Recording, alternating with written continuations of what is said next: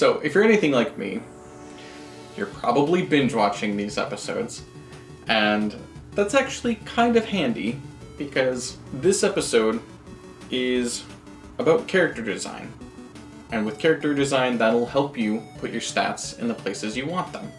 Because once you don't have a one-dimensional character, you'll have a character you want to play for a long duration, you'll understand more about them, but this episode specifically is about never making a boring character. I'm the Bard, jack of all trades and thief of hearts. I'll try anything once, but my specialties are drinks, D&D, and devilish charm. Welcome to Bard & Company. Once again, thank you to my subscribers, I appreciate you. I see you. I don't need to mention my merch. I'm sick of plugging that. You guys know the merch is there, store's down below. Anyways, back to helping you not make a boring character. Myself too, I take my own advice sometimes.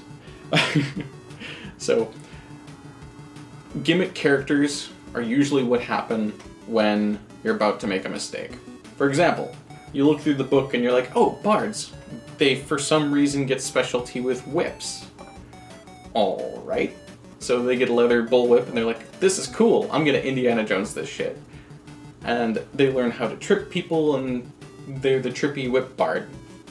And so they trip things and they're happy with it and they whip things and then it does no damage because it's a whip. And then 3 or 4 sessions later they're like, I know what it's like to whip things and I have whipped things. What now? And there's nothing else to their character. They are just a whip bard, the whipping boy, if you will. I kid. No, bards are the whipping boy. They get shit all the time and nobody appreciates them. Sad story. Anyways. Don't look at me. It's true. So, if you want to make a character that's going to be fun more than one session in, more than 2 or 3 sessions in, one-dimensional thinking makes one-dimensional characters. So, if you go ahead and think about the major concept, so what is this character? Oh, he's a bard that was trained in the whip. Okay. Cool. Like, that's his major thing. And so, next up, we're gonna have, what was his heroic flaw? Like, thinking on writing techniques, what's his weakness? Does he have any phobia? Does he have a fear of his father who he ran away from and learned with the whip in the circus? Like, is he ironically afraid of lions, and that's why he learned how to use the whip? Because he was in the circus and, I don't know.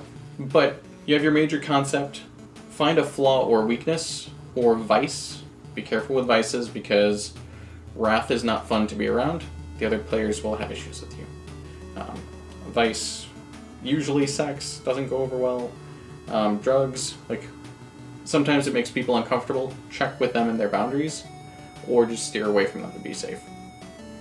PSA aside, if you don't have a heroic flaw, or you don't have a weakness, it's like playing a video game on God mode. It's really fun and powerful at the beginning, and then you get bored really quickly. Weaknesses are really fun to roleplay. Next up, think of 3 nouns that your character loves. So, really weird thing, but for example, if your character likes pizza, they like ninjas, just for a weird example, and they like skateboards. You've kind of just created the Teenage Mutant Ninja Turtles, but they're good characters. And it gives them something to work for, or something to appreciate, or when there's downtime between slaying dragons, you could be like, oh man, I can't wait to go out to this pizza place. Like, guys, let's all go get a pie. It's like, it gives you something to work for and appreciate and roleplay with.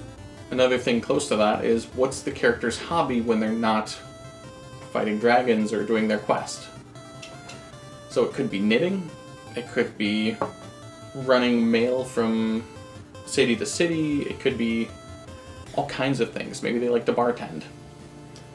That will give them something to do, and it'll also easily generate stories. Like, let's say you've got a character you've never played before, and you're on the road talking to your other players, and they're like, so what do you do? Or what do you miss about it? Or, so you're from this town? Like, what brought you to this town? Oh, well, the bar shut down where I used to work at, and yada yada, and eventually I got to this place, and I got stuck in with the bartender until his daughter was kidnapped by the dragon, and here I am helping you to rescue her. And it's like, you can just make that stuff up on the fly. The GM will be fine with it, I almost guarantee it. And then you can just make that stuff up based off of that interest. You also can think of things that your character has always wanted to try, or things that they idolize. And so that will give them a goal, or they can always talk about like how they wanted to see the ocean or something like that. You can think of what is your character's goal or dream, like if they have this huge thing that they want to accomplish, like eventually they want to have dragon hide armor, or if they want to... The movie Tangled came up to mind. It's like, I have a dream. You might want to live on an island alone with piles of money. I've known some characters who actually wanted that. They were kind of silly, much like Flynn Rider. But that aside, avoiding copyright and Disney and all of its rage. Another thing you can think of, which is really useful to round things out, is name 3 character memories that resonate with them. So for example, if you have a kid and they like their sweet roll, kind of harkening back to Skyrim here, they really like their sweet rolls. I'm just going to read it because I have it. Maybe you had your sweet rolls stolen as a kid and then you beat them up. And later you learned that that kid's parents lost their jobs and everything that day, and they don't make enough money, so they have to skip meals every once in a while. And then that drives your character in the future to spend their extra money to go find snacks for kids and hand it out at the town square. Like, that would create the beginning of a really good paladin or things like that. Or you could be a wizard who has that. Like, create random memories or things based off of all of the likes, all the goals, all the dreams, and it can create this really robust story that makes your character feel something. It's really easy, you just have to think a little bit more than just one dimension, because gimmick characters always fall short after 3 sessions. Almost guaranteed. You'll get bored and you'll ask to either change the character or make a new character. Or the game will crash. I've seen that last one a lot. Some people will get super bored of their character and then derail the whole game until it crashes. Don't be that guy. I'm pointing a lot, which is very rude.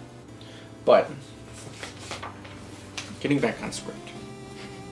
So, for character design, that's enough to get you started. That should get most people, including old players, set.